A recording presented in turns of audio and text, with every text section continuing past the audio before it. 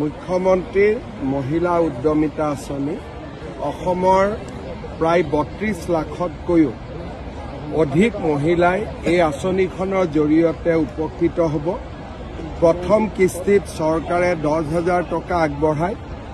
১০,০০০ টকাৰ সদব্যৱহাৰ হ'লে দ্বিতীয় কিস্তিত ২৫,০০০ পাব আৰু ২৫,০০০ সদব্যৱহাৰ হ'লে তৃতীয় কিস্তিত ৫০,০০০ টকালৈকে পোৱাৰ ব্যৱস্থা এই আঁচনিখনত ৰখা হৈছে। আজি আমি অসমৰ ৪১টা সমষ্টিত উদ্যমিতা অভিযানৰ ধন বিতৰণ কৰিলোঁ। আজি পৰ্যন্ত ৯ লাখতকৈ অধিক মহিলা উপকৃত হৈছে। ডিচেম্বৰ জানুৱাৰীৰ ভিতৰত আমি প্ৰতিটো সমষ্টিতে পুঁজি বিতৰণৰ কাম সম্পূৰ্ণ কৰিম। মহিলা সবলীকৰণৰ কাৰণে তাকে মই মহিলাসকলৰ পৰা আইডিয়া লৈ আছো যে টকা দিব লাগে নে আন কিবা উপহাৰ দিব লাগে, মই তাকে সুধি আছো।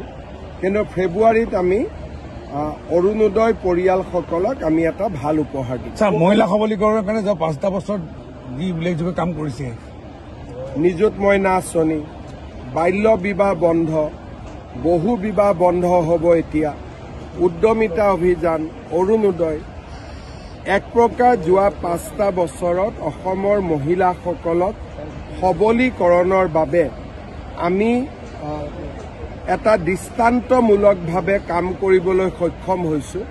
আৰু তাৰ ফলত আজি আপোনালোকে দেখিছে যে মহিলাসকল ৰাতিপুৱা ৬টা বজাত ৫টা বজাতে উঠি আহি আমাৰ এই সভাবিলাকত অংশগ্ৰহণ কৰিছে। মহিলাৰ মাজত ইমান উৎসাহ উদ্দীপনা আমি আগতে কেতিয়াও দেখা নাছিলোঁ। অৰুণোদয় অসম আৰু ফ্ৰান্সিছ অসম ইতিমধ্যে আত্মসমৰ্পণ কৰিছে। জ্ঞান মানৰ পৰা তেখেতসকলক দিল্লীলৈ লৈ যোৱা হৈছে। আলফাৰ সৈতে আলোচনা হ'ব। মই জানাত তেওঁলোক দিল্লীলৈকে নাযায়, তেওঁলোক তিনিচুকীয়াতে থাকিব আৰু খুব বেছি গুৱাহাটীলৈকে আহিব পাৰে ডিজিপিক লগ কৰিবৰ কাৰণে। কিন্তু দিল্লীলৈ যোৱা আদি কোনো ধৰণৰ পৰিকল্পনা অসম চৰকাৰৰ নাই আৰু সেই দিশত তেনেকুৱা কোনো চিন্তা ভাৱনাও নাই। আলোচনা হ'ব নেকি ছাৰ? আলোচনা হ'লেতো পৰেশ বৰুৱাৰ লগত হ'ব লাগিব, বেলেগৰ লগততো আলোচনা কৰি কোনো লাভ নহ'ব। আৰু পৰেশ বৰুৱা ডাঙৰীয়া এতিয়ালৈকে আলোচনাত আমি বিচৰা ধৰণে হোৱা নাই। কিন্তু পৰেশ বৰুৱাৰ লগত আলোচনা নকৰিলে বেলেগৰ লগত আলোচনা কৰি বহুত কিবা লাভ হ'ব বুলি মই ব্যক্তিগতভাৱে নাভাবোঁ। আপুনি বহু বিবাহ বন্ধ কৰাৰ পোষকতা কৰিছে, টাৰ্গেট নিয়া নেকি? টাৰ্গেটত নিয়া বুলি মই নকওঁ, কিন্তু মিয়াও টাৰ্গেটত নিজে নিজে পৰি যাব। কিন্তু টাৰ্গেটটো মিয়া বুলিয়ে নকওঁ, হিন্দু মানুহেও বিয়া কৰায় দুজনলৈকে। বহুত কেছ আমালৈকে আহি থাকে আৰু প্ৰথমগৰাকীক পিছত বহুত অত্যাচাৰ কৰে। কিন্তু মিয়াৰ মাজত অলপ বেছি, কিন্তু হিন্দুৰ মাজতো নাই বুলিতো ক'ব নোৱাৰে। ক'ৰ পৰা? আমিতো কুইক ফিক্স হয়, কেনেকৈ আঁতৰাব? এটা মিয়া সন্দৰ্ভত আপুনি যি তুচ্ছতাচ্ছিল্য কৰিছে বুলি বুদ্ধিজীৱী হয়, আৰু সেইচাম বুদ্ধিজীৱীৰ মনৰ শান্তিৰ কাৰণে মই আকৌ এবাৰ কৈছোঁ যে মই থকালৈকে সন্দেহজনক মিয়াক মই দিগদাৰী কৰিয়ে থাকিম। এতিয়া শান্তি হৈছে, তেওঁলোকৰ যাতে শান্তি হয় তাৰ কাৰণে আপোনালোকৰ আগত আকৌ এবাৰ কৈ দিছোঁ। তাৰমানে বুদ্ধিজীৱীয়ে মোক হিলাব নোৱাৰে। এভিকশ্যন চলিবই, বহু বিবাহ বন্ধ হ'ব। বুদ্ধিজীৱীয়ে বুদ্ধিজীৱীৰ কাম কৰক, মই মোৰ কাম কৰিম। কংগ্ৰেছৰতো চাউল পানী অসমত নায়েই আৰু একোতো বাকী নাই। এবাৰ নিৰ্বাচনত কি হ'ব? বিৰোধীৰ কংগ্ৰেছে 22টা ছিটত ইলেকশ্যন খেলিব আৰু তাতেই ঘূৰা ঘূৰি কৰি থাকিব আৰু কেণ্ডিডেটবিলাকৰ পৰা দুনিয়াৰ পইচা উঠাব। 22টা সমষ্টিত অলৰেডি কেণ্ডিডেটবিলাকক ইচাৰা কৰিছে যে 1 কোটি এডভান্স দিয়ক, 3 কোটি পিছত দিব লাগিব বুলি। গোটেই মিয়া সমষ্টিত যিমান কেণ্ডিডেট আছে তাৰ পৰা ধাম ধুম পইচা উঠাব। আগতে উঠাইছিল, এইবাৰতো গণ্ডগোল লাগিব কংগ্ৰেছত। কোনকেইটা সমষ্টি মোক কৈয়ে আছে নহয় মানুহবিলাকে, কেণ্ডিডেটবিলাকে। কোনকেইটা সমষ্টি? এই যিকেইটা 22টা সমষ্টি, সৃজন গামৰ পৰা, বাগবৰৰ পৰা, মন্দিয়াৰ পৰা, চমৰীয়াৰ পৰা, গোটেইখিনি আৰু দলগাঁৱৰ পৰা। তাৰমানে মিয়াই কংগ্ৰেছৰ অক্সিজেন। মিয়াৰ ভোটতে কংগ্ৰেছ চলে, মিয়াৰে ৰাজনীতি কৰে। আমি মিয়াৰ বহুত কাম কৰিছোঁ। মিয়া মানুহে অৰুণোদয় পাইছে, মহিলা উদ্যমিতা পাইছে, কোনো কথা নাই। খালি কিছুমান কথা যে ক'ৰবাত খালী মাটি পালেই বহি দিয়ে, যিবিলাক বেয়া কথা মই বেয়া বুলি কওঁ, ভাল কামখিনি ভাল হ'ব। আপোনালোকে 26ত গভৰ্ণমেণ্ট ফৰ্ম কৰাটো প্ৰায় নিশ্চিত বুলি আপোনালোকে লৈ লৈছে। এতিয়া কোনোবা মন্ত্ৰী বিধায়কৰ টিকেট কৰ্তন হ'ব নেকি? যদি আপুনি কয় কাটি দিম, মোৰটোও কাটি দিয়ক পাৰিলে, কি আছে। টিকেটৰ ক্ষেত্ৰত আমি ইয়াত ক'বলগীয়া একো নাথাকে।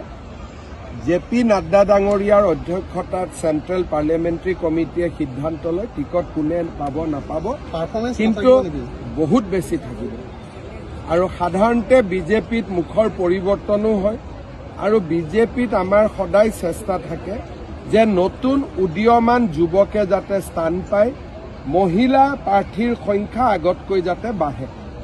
এই দুটা প্ৰচেষ্টা আমাৰ থাকিবই। আগত যদি মহিলা 4 গৰাকী আছে, এইবাৰ 5 গৰাকী হওক। নতুন য়ং ব্লাড যাতে আহি থাকে, পাৰ্টিটো যাতে এক প্ৰকাৰ এনেকুৱা হৈ নাযায় যে নতুন পুৰুষ তাতে নাহে। যোৱাবাৰে যেনেকৈ আমি কৃষ্ণ কমল তাঁতীক টিকট দিছিলোঁ একদম ডেকা ল'ৰা হিচাপত, গতিকে এইবাৰো তেনেকুৱা ডেকা ল'ৰাই নিশ্চিতভাৱে টিকট পাব। কোন সমষ্টিত পায় তাক মই ক'ব নোৱাৰোঁ, কিন্তু নিশ্চিতভাৱে একেবাৰে নতুন যুৱকেও টিকট পায়। চিটিং গেটিং তাৰমানে কনফাৰ্ম আমাৰ পাৰ্টিত চিটিং গেটিং নাথাকে, আৰু এইবাৰ চিটিং গেটিং এনেও নাই। কিহৰ কাৰণে সমষ্টিবিলাকেই পৰিৱৰ্তন হৈ গ'ল। এতিয়া ময়ে ক'ত চিটিং গেটিং, মোৰতো নিজৰ সমষ্টি নাই এতিয়া, গতিকে মইতো বেলেগ এটা জেগাত গৈ উঠিব লাগিব। এইবাৰ চিটিং গেটিং নাই। স্যাৰ জুবিন ক্ষেত্ৰত অনাহুত এক পৰিস্থিতিৰ উদ্ভৱ হৈছিল। মই ইয়াৰ ওপৰত কমেণ্ট দিব খোজা নাই। চাৰ্জশ্বিট দিয়াৰ পিছতেই তাত চৰকাৰী আপোনালোকে একশ্যন দেখা পাব। 10 তাৰিখে চাৰ্জশ্বিট দিব, 8তে দিয়াৰ প্ৰচেষ্টা, ডিচেম্বৰ 8 ডিচেম্বৰতে দিয়াৰ প্ৰচেষ্টা। কিবা কাৰণত 10 তাৰিখ গ'ল, আৰু তেতিয়ালৈকে মই সমাধিত চকু দিয়া নাই। 10 তাৰিখৰ পিছত বাউণ্ডাৰী ৱাল টোৱাল আমি চব কৰিম। কংগ্ৰেছে এটা নিৰৰ্থক প্ৰচেষ্টা কৰি আছে, কাৰণ Zubeen Garg, Congress, BJP, CPM, CPI সকলোৰে কোনো এটা দলৰটো নহয়। তেওঁলোকে জুবিনক কংগ্ৰেছীকৰণ কৰাৰ প্ৰচেষ্টাটো সেইটো কোনো মানুহে ভাল নাপায়, কাৰণ তেওঁলোকৰ এই প্ৰচেষ্টাৰ কাৰণে 2টা ভোট কমিব, 2টা ভোট নাবাঢ়ে। কেতিয়াবা গৌৰৱ গগৈ ক'বচোন যে জুবিন গাৰ্গৰ গান এটা কেইটামান পেৰেগ্ৰাফ গাই দে বুলি, গাই দিব পাৰিব নেকি? তেওঁলোকে জীৱনকালত জুবিনক কেতিয়াও সন্মান দিয়া নাছিল। অখিল গগৈ মানুহটো অলপমান হুচ নাথাকা মানুহ। আজি কংগ্ৰেছৰ মিটিঙত যাব, কালি কেজৰিৱালৰ তাত যাব, পৰহি শাৰদ পাৱাৰ তাত যাব। ইমান টুলুঙা ব্যক্তি ৰাজনীতিত থাকিব নালাগে, অত্যন্ত টুলুঙা। চিৰিয়াছ কাম কৰা দেখাই নাপাব। সাংবাদিকৰ কথা পাতিম দিয়ক। সাংবাদিকৰ হেল্থ কাৰ্ডৰ কাৰণে কি ব্যৱস্থা কৰিব নেকি? পীযুষৰ লগত কথা পাতি ল'ব। ছাৰ আপুনি কৰাটো মোৰ কোনো আপত্তি নাই। 26ৰ ইলেকশ্যনত গৌৰৱ গগৈ ফৰেনৰ ইছ্যুটো থাকিব নে নাথাকে? এইটো ইছ্যু ডিচেম্বৰতে আহি যাব। মই মাত্ৰ চাৰ্জশ্বিটখনৰ কাৰণে ৰখিছোঁ, মানে জুবিন গাৰ্গৰ চাৰ্জশ্বিটখন। তাৰ পিছতে পাকিস্তানটো আহি যাব। জুবিন গাৰ্গৰ চাৰ্জশ্বিটৰ পিছত আগত মই কৰিব খোজা নাই, কাৰণ এটেনশ্যনবিলাক হেৰি হৈ যায়। এইটো মেইন কামটো আগতে কৰি লওঁ। জাৰ্ণালিষ্ট ইউনিয়নৰ কাৰ্যালয়টো অপেন কৰি কেতিয়া আহিব? এইটো তেজপুৰত যোনদিনাখন উদ্যমিতা দিৱস, অপেন কৰি। Thank you sir. একদম।